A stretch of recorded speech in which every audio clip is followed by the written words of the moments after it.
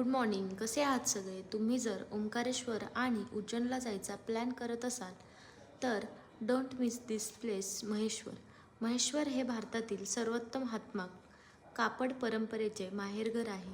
इतिहास, प्रगती, संस्कृती हे एकत्र अनुभवायचे असेल तर मी तर म्हणेल महेश्वरसारखी दुसरी प्लेस नाही. मध्य प्रदेशातील नर्मदा नदीच्या काठावर असलेले महेश्वर हे जण ब्युटीच आहे. इथे असणारी घाटांची शांतता खूप काही सांगून जाते.